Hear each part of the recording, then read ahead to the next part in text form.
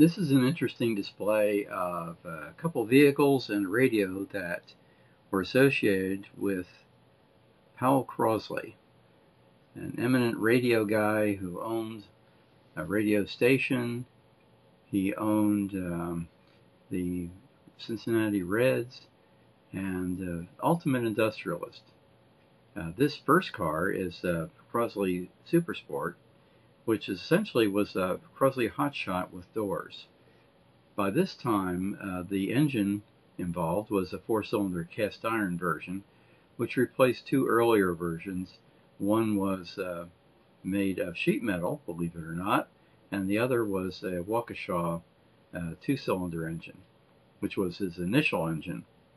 So this car was quite a performer, and in fact, there was speed equipment that was made for this cast iron engine, and this is a very hot performer, not mainly because of the lightweight, tremendously lightweight, and really cool looking car, and truly America's first sports car, I think you could say, and it was a very reasonable price, around $1,000.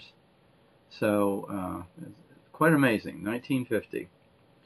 And it had an appearance at the initial Sebring racetrack, and it did quite well there for its efficiency.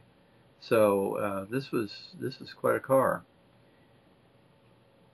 Crosley was the first to have disc brakes. That was unfortunate though, because they rusted and they had to be replaced by drums.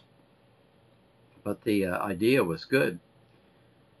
And next to it is a pickup truck, which is one of the first designs, and they also had a coupe and so on.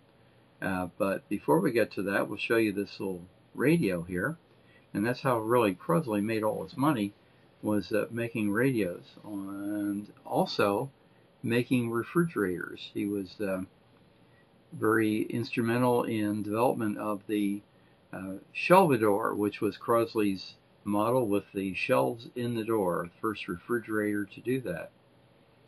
So this guy was a real genius, no question about it.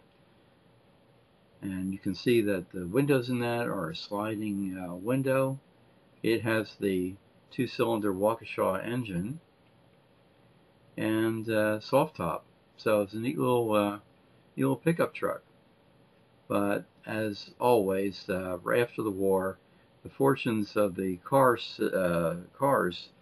small cars, didn't do too well because everybody wants something bigger.